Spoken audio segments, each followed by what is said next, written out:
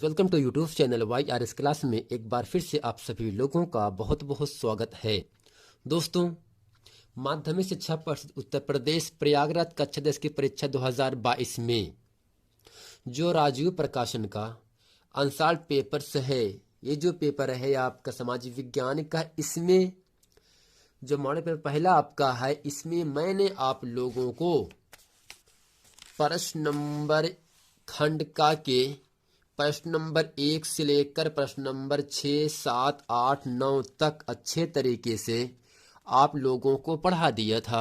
दोस्तों, आज हम पढ़ेंगे प्रश्न नंबर 10, जो कि लघु उत्तरीय प्रश्न होगा, जो कि एग्जाम में 3 नंबर के लिए आपसे पूछा जाता है। अब दोस्तों, प्रश्न नंबर 10 में अथवा का 2 प्रश्न है, प्रश्न नंबर 11 में भी 2 प्रश्न है अथवे को लेकर के।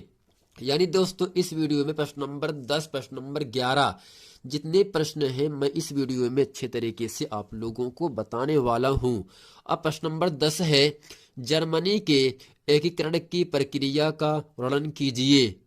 दोस्तों, इसके बाद अथवा प्रश्न पूछा गया है, विश्व स्वास्थ्य संगठन WTO दोस्तों, WTO को हम कहते हैं world trade organization, world trade organization, जिसे हिंदी में कहते हैं विश्व व्यापार संगठन, की स्थापना का उद्देश्य बताइए। प्रश्न नंबर 11 है, जैव और अजैव संसाधन क्या होते हैं, कुछ उदाहरण भी दीजिए। प्रश्न नंबर 11 का अथवा प्रश्न है, भारत में परमाणु ऊर्जा के विकास पर टिप्पणी लिखिए। अब दोस्तों, प्रश्न नंबर 10 आपके सामने यहां से है, जर्मनी के एकीकरण की प्रक्रिया का वर्णन कीजिए। अब दोस्तों, जिस प्रकार से हम इसका उत्तर लिखे हैं, ऐसे भी आपको लिखना है और आपको तभी 3 नंबर की प्राप्ति होगी। अब दोस्तों, इसमें लिखेंगे क्या हम, मध्य यूरोप के स्वतंत्र राज्यों जैसे पर्शिया, बवेरिया, सैक्सोनी आदि को आपस में मिलाकर 1871 ईस्वी में एक राष्ट्र राज्य व जर्मन साम्राज्य का निर्माण किया गया। इसी ऐतिहासिक प्रक्रिया का नाम जर्मनी का एकीकरण है। इसमें ऑस्ट्रियाई साम्राज्य तथा पर्शिया राजतंत्र अपने आर्थिक तथा राजनीतिक महत्व के लिए प्रसिद्ध थे। यानी दोस्तों, मध्य यूरोप के स्वतंत्र राज्यों जैसे पर्शिया है, बवेरिया है, सैक्सोनी है, बहुत से राज्य ऐसे हैं जिनको आपस में मिला करके सन 1871 ईस्वी में एक राष्ट्र राज्य व जर्मन साम्राज्य का निर्माण किया गया। जब निर्माण दोस्तों हो चुका, तो इसी ऐतिहासिक प्रक्रिया का नाम ही जर्मनी का एकीकरण पड़ गया। अब दोस्तों, इसमें ऑस्ट्रियाई साम्राज्य तथा पर्शिया राजतंत्र अपने आर्थिक तथा राजनीतिक महत्व के लिए प्रसिद्ध हो गए। अब दोस्तों, प्रश्न नंबर 10वें का प्रश्न नंबर अथवा आपके सामने यहां से है, विश्व व्यापार संगठन WTO की स्थापना का उद्देश्य बताइए। अब दोस्तों, WTO का फुल फॉर्म क्या होगा, हम आपको बताते हैं। W का मतलब होता है वर्ल्ड, जिसे कहते हैं विश्व। अब दोस्तों, T का मतलब होता है ट्रेड, क्या होगा, जिसे कहते हैं। अब दोस्तों, अगला है O का मतलब होता है ऑर्गेनाइजेशन। दोस्तों, WTO वर्ल्ड ट्रेड ऑर्गेनाइजेशन अर्थात विश्व व्यापार संगठन की जो स्थापना हुई, उसका उद्देश्य क्या था। दोस्तों, इसके उत्तर में हम लिखेंगे और जानेंगे, विश्व व्यापार संगठन WTO का उद्देश्य विश्व में मुक्त, आर्थिक पारदर्शी, जिसके आर पार हम देख सकते हैं, आर्थिक पारदर्शी तथा अधिक अनुमन्य व्यापार व्यवस्था को स्थापित करना है। विश्व व्यापार संगठन ठोस कानूनी तंत्र पर आधारित है। इसके समझौते की सदस्य देशों की सांसदों द्वारा पुष्टि की गई। यानी दोस्तों, विश्व व्यापार जो संगठन है, उसका जो मुख्य उद्देश्य है, वो विश्व में, दुनिया में मुक्त, आर्थिक पारदर्शी तथा अधिक अनुमन्य व्यापार व्यवस्था को स्थापित करने के लिए जो विश्व व्यापार संगठन है वह ठोस कानूनी तंत्र पर आधारित होता है।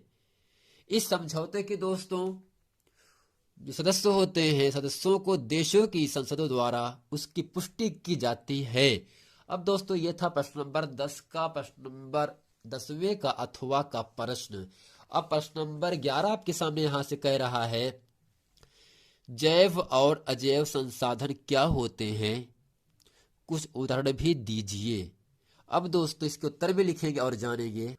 तो फ्रेंड्स सबसे पहले हम हेडिंग करें काली पेन से यहां से जैव संसाधन।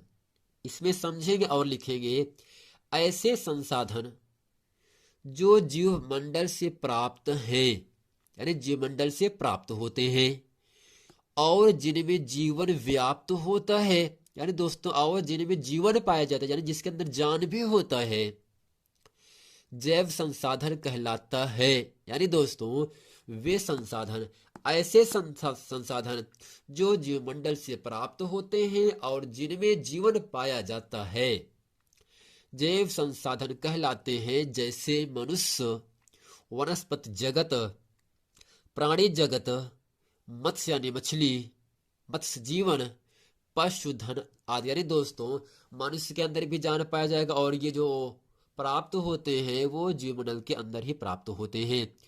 इसी प्रकार वनस्पति जगत है, प्राणी जगत है, मत्स्य जीवन है, पशुधन आदि सब क्या है दोस्तों, जैव संसाधन है, क्योंकि ये सभी जीवमंडल में प्राप्त होते हैं और सभी के अंदर जान पाया जाता है।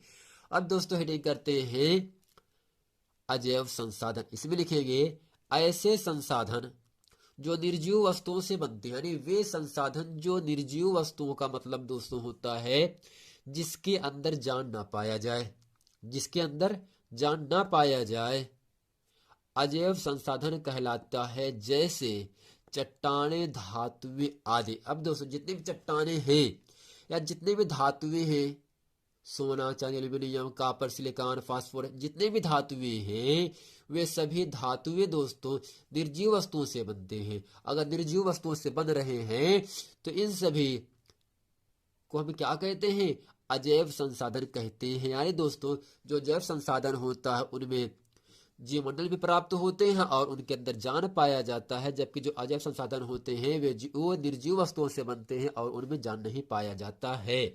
अब दोस्तों प्रश्न नंबर 11 का प्रश्न अथवा आपके सामने यहां से कह रहा है भारत में परमाणु ऊर्जा के विकास पर टिप्पणी लिखिए।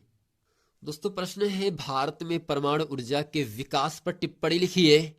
इसमें लिखेंगे भारत में नाभिकीय ऊर्जा। अब दोस्तों नाभिकीय ऊर्जा किसे कहते हैं, नाभिक के विखंडन से प्राप्त होने वाली ऊर्जा को नाभिकीय ऊर्जा कहा जाता है।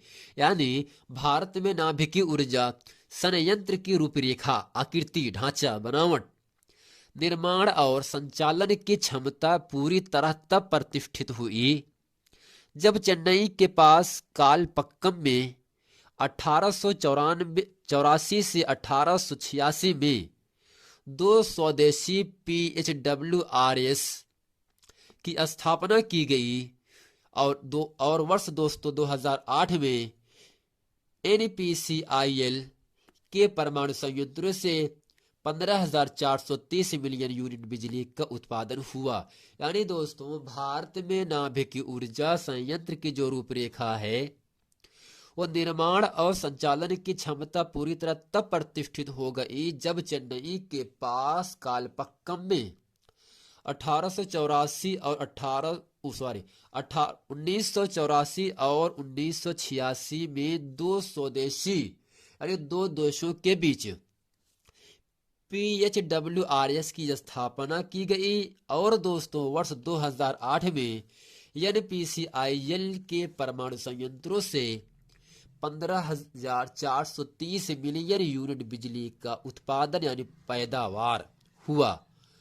यही दोस्तों क्या है भारत में परमाणु ऊर्जा के विकास पर कुछ महत्वपूर्ण टिप्पणियां थी जिसको आप लोगों को समझना जानना बहुत जरूरी है। दोस्तों उम्मीद करते हैं इस वीडियो में प्रश्न नंबर 10 के प्रश्न नंबर अथवा और प्रश्न नंबर 11 का प्रश्न अथवा जितना हम आप लोगों को बताएं हैं जो प्रश्न है एग्जाम में 3 नंबर के लिए आपसे पूछा जाता है और आपको 3 नंबर जिस प्रकार से हम लिखे ऐसे भी आपको लिखना है और आपको 3 नंबर की प्राप्ति होगी। दोस्तों यदि आपको ये वीडियो पसंद, वीडियो को लाइक, सब्सक्राइब और शेयर करना ना भूलें। मिलते हैं फ्रेंड नेक्स्ट वीडियो में, तब तक के लिए थैंक यू।